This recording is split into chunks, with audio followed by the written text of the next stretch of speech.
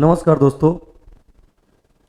आप सभी को ये न्यूज़ तो मिल ही गया होगा कि 67वीं बीपीएससी का एग्ज़ाम हुआ और कुछ ही देर के बाद उस परीक्षा को रद्द भी कर दिया गया क्वेश्चंस पेपर लीक हो जाने की वजह से। और जब आप सोशल मीडिया पे आप न्यूज़ पढ़े तो कुछ वैसे लिखा हुआ मिलता है, बीपीएससी पीटी कैंसिल्ड, रद्द हुआ बीपीएससी का प्रीलिम्स पेपर, परीक्षा से पहले ही लीक हुआ था प्रश्न पत्र वायरल होने पर बीपीएससी की प्रारंभिक परीक्षा रद्द, जांच टीम गठित। बीपीएससी की परीक्षा रद्द होने से अभ्यर्थी और अभिभावक मायूस। बीपीएससी 67वीं परीक्षा रद्द, प्रश्न पत्र लीक होने के बाद आयोग ने लिया फैसला। पेपर लीक के बाद बीपीएससी की प्रारंभिक परीक्षा रद्द, एग्जाम के दौरान खूब हुई धांधली। ऐसे कई, अगर हम ऐसे इसको आगे बढ़ाते जाएं तो कई ऐसे आपको न्यूज मिलेंगे जो परीक्षा पत्र, ये जो बीपीएससी 67वीं एग्जाम रद्द होने के संदर्भ में है। विद्यार्थियों के साथ साथ अभिभावक भी मायूस हुए बीपीएससी के इस परीक्षा के रद्द होने या इसके पेपर लीक होने से। अब बात को कुछ हम समझने का प्रयास करते हैं। इसमें तो कोई डाउट नहीं है कि पेपर लीक हुआ था, इसकी आयोग ने भी पुष्टि की, इसलिए इस पेपर को रद्द करना जरूरी था। हम ये मानते हैं कि पेपर लीक होने और पेपर रद्द होने से बच्चे मायूस हुए, निराश हुए, उनके 1 साल के 1.5 साल के मेहनत पे एक तरह से पानी फिर गया, ऐसा कहा जाता है। देखिए, मेहनत किया है तो पानी तो उस पर नहीं फिरेगा, पहली बात। तो 1 साल के मेहनत पे पानी फिर गया, पहले ऐसी भाषा का प्रयोग करना बंद कीजिए, ठीक है। मेहनत किया है तो पानी तो नहीं फिरेगा, ठीक है। हाँ, ये हुआ कि समय और लग गया इसमें। आप एक बात सोचो कि पेपर लीक होना अपने आप में एक जघन्य अपराध है। इसमें 5 लाख विद्यार्थी के जीवन के साथ ये पेपर लीक करने वाले ग्रुप उसकी जिंदगी के साथ एक साथ खिल जाते हैं, कई 100 करोड़ के नुकसान हो जाते हैं। इसकी सजा क्या होनी चाहिए? 5 साल, 6 साल, है ना, कि सजाए मौत? हम इस विषय पे क्या बात करें, लेकिन हां, इसकी सजा होनी चाहिए। जितना इस जघन्य अपराध के लिए जो भी दंड हो मिलना चाहिए, उन अपराधियों को जल्द से जल्द खोज निकाले हमारी पुलिस प्रशासन। एक चीज, यानी कि यह अपराध है, इससे कोई आपत्ति नहीं है, बहुत गलत हुआ है, बहुत अन्याय हुआ है, लेकिन एक न्याय भी हुआ है। थोड़ा सोचिए कि अगर ये पेपर लीक हो गया और पेपर रद्द नहीं किया जाता तो फिर क्या होता? हम लोग सड़कों पे आते, हंगामा करते, है ना, और हमारा समय और डिले होता उसमें। तुरंत पेपर रद्द कर दिया गया, यह फैसला तो स्वागत योग्य है। अब इस पे विचार, एक थोड़ा प्रैक्टिकल बनिए। आप अगर संकल्पित व्यक्ति हैं तो आपकी भाषा कभी भी अमर्यादित नहीं हो सकती। आप निश्चित रूप से सम्यक वाक्य का ही प्रयोग करेंगे। आप कल्पना कीजिए कि अभी तो 67वीं का एग्जाम फिर 2 महीना में या 3 महीना में होगा। जो शेष समय बचा है आप उसको संभालिए, आप उसका प्रयोग तो कीजिए। आप मायूस होकर हाथ पे हाथ धरकर बैठ जाएंगे तो कैसे होगा? कई विद्यार्थियों को कॉल आया कि बात तो सही है सर, लेकिन समय बहुत लग रहा है।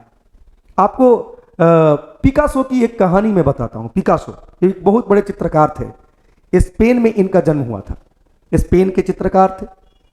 एक समय क्या हुआ कि ये एक छोटे से शहर में गए, वहां पे एक होटल के कमरे में रुके हुए थे। वहां पे इन्हें कोई विशेष पहचान नहीं रहा था लोग पिकासो को, लेकिन एक महिला पिकासो को पहचान ली और पिकासो के सामने गई और पिकासो को बोली कि मैं आपकी बहुत बड़ी प्रशंसक हूं, बहुत बड़ी प्रशंसक, तो इसलिए आप हमको एक पेंटिंग्स बना के दीजिए। पिकासो अचंभित हुए, बोले कि अभी हम आपको पेंटिंग्स कैसे बना के दें? मेरे पास तो ऐसी कोई चीज है नहीं कि हम आपको पेंटिंग्स बना के दे दें। नहीं, मैं आपकी बहुत प्रशंसक हूं, हमें कुछ तो आप दीजिए। तो पिकासो ने जेब से एक पर्ची निकाला, पेपर निकाला, वहीं रिसेप्शनिस्ट के टेबल से एक कलम लिया और वो एक पेंटिंग्स बना के 20 सेकंड के भी कम समय में बना के उस महिला को दे दिया और हंसते हुए मुस्कुराते हुए बोला, ये लीजिए $1 मिलियन का पेंटिंग्स। अब उस $1 मिलियन के पेंटिंग्स सुनने के बाद ये महिला मौन हो गई और मन में ये सोची कि हमको पागल समझे हैं क्या। लेकिन वो गई मार्केट में, जब पता की तो पता चला कि सही में वो $1 मिलियन का पेंटिंग्स था।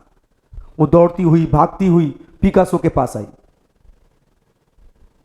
पिकासो से वो बोली कि ये सही में $1 मिलियन का पेंटिंग्स है, आप हमको पेंटिंग्स सिखा दीजिए।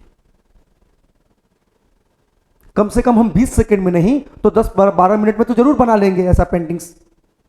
पिकासो मुस्कुराए और बोले कि जो पेंटिंग्स मैंने 20 सेकंड के भी कम समय में बनाया, इसके पीछे मेरे 30 साल की मेहनत है। 30। कभी कभी सफलता आपको लगता है कि आसानी से मिल गई, लेकिन उस सफलता के पीछे जो कड़ी मेहनत होती है उस पर कोई ध्यान नहीं देता है। उस कड़ी मेहनत में क्या आता है दोस्तों? यही उठा पटक आता है। परीक्षा की तैयारी कर रहे थे, अचानक से गए एग्जामिनेशन सेंटर पे, एग्जाम रद्द हो गया या डेट कैंसिल हो गया। आप चले एग्जाम के लिए, ऐसा सिस्टम हमारा खराब हो चुका है। और इस सिस्टम में कौन लोग हैं जिस सिस्टम के लोगों को इसी आयोग ने चुन के तो आपको हमारे सामने हमारी सेवा के लिए भेजा है। सिस्टम का हिस्सा कौन है? वही लोग है ना जिसको किसी कालखंड में इस आयोग ने चुना था। प्रश्न पत्र कौन लीक करेगा? हम आप जैसे लोग करेंगे? साधारण व्यक्ति कर सकता है क्या आयोग का पेपर लीक? ये कोई पढ़ा लिखा बुद्धिजीवी वर्ग ही कर रहा होगा।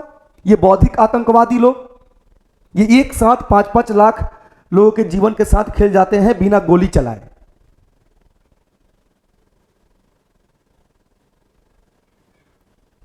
और इस प्रशासन को भेजा जाता है कि इस तरह की चीजों को पकड़े धड़े पकड़े, तो पता नहीं वो किस काम में लगे हुए हैं। वो भी प्रशासन के लोग जो अपने दायित्वों का सही से निर्वहन नहीं कर रहे हैं, वो भी तो एक प्रशासनिक अपराधी हैं। उनके प्रशासनिक दायित्व का क्या दायित्व है, पहले वो इस चीज को समझें। हमारा काम पढ़ाना है ना, मेरा दायित्व है अपने स्टूडेंट्स को संभालना, कठिन परिस्थितियों में उनको संभालना, नहीं कि उनको बहकाना। मेरा काम यह है, सो हम करने का प्रयास कर रहा हूं। और प्रशासनिक अधिकारियों का काम क्या है कि इस तरह के सिस्टम, इस तरह के पेपर लीक होने से पहले इस तरह की चीजों पर कड़ी से कड़ी नजर रखना। तो कौन से दायित्वों का निर्वहन कर रहे हैं? अपराधी A to Z लोग हैं इस क्षेत्र में। तो अब जहां सिस्टम ऊपर से नीचे तक करप्ट है विद्यार्थियों, वहां पे तुम क्या करोगे? ये अभी तक के इतिहास में पहली घटना है। इसलिए थोड़ा प्रैक्टिकल बनिए। और परीक्षा रद्द हुआ, ये न्यायपूर्ण फैसला है, और आप आने वाले समय जो शेष है उसको बचाने का प्रयास कीजिए, उसको संभालने का प्रयास कीजिए। पिकासो ने जवाब दिया उस महिला को कि इस 20 सेकंड से कम में भी जो पेंडिक्स मैंने बनाया है, इस पेंडिक्स बनाने के लिए हमको 30 साल की कड़ी मेहनत करना पड़ा, है ना। कभी कभी सफलता में बहुत समय लग जाता है प्राप्त होने में, कभी कभी तो जीवन भी लग जाता है। और हम इतना जल्दी ना घबराएं। हम मानते हैं कि यह जघन्य अपराध हुआ है जिससे हम लोग को नुकसान हुआ है, लेकिन कड़ी मेहनत का कभी नुकसान नहीं होता। अच्छा, एक कल्पना कीजिए, एक कल्पना, बीपीएससी की तैयारी, यूपीएससी की तैयारी हम लोग करवाते हैं। एक कल्पना कीजिए कि अगर आपका, क्या आप सिर्फ बीपीएससी का एग्जाम देने के लिए पढ़ रहे हैं? सिर्फ बीपीएससी का एग्जाम देने के लिए। अगर आपका बीपीएससी नहीं होगा तो जीवन में आप कुछ नहीं कर पाइएगा। तो आप कौन सी पढ़ाई पढ़ रहे हैं कि मेरा जिंदगी खराब हो गया? अरे भाई साहब, आईएएस पीसीएस की तैयारी करने वाले विद्यार्थियों का जिंदगी खराब भी होता है क्या? जीवन बहुत लंबी है। हम अच्छे से पढ़े हैं तो उस पढ़ाई को अप्लाई करेंगे समाज में ना। तो एक तो हम, ये परीक्षा नहीं हुआ तो हम मर जाएंगे, जहर खा लेंगे, अब मेरे पास कोई उपाय नहीं है। इस तरह के कैसे, इतना कमजोर विद्यार्थी कैसे हो सकता है, जिसे युवा शक्ति कहते हैं? एक तरफ युवा शक्ति और दूसरी तरफ सुसाइड। ऐसे विचार इन परिस्थितियों में विद्यार्थियों के दिमाग में आना कितना अनुचित है। ये सेल्फ कंट्राडिक्शन है। युवा शक्ति, विद्यार्थी शक्ति, स्टूडेंट्स पावर एंड आत्महत्या, ये कितना सेल्फ कंट्राडिक्शन है, आप इसका अनुमान तो लगाइए। किस दृष्टिकोण से हम आपको युवा शक्ति कहें?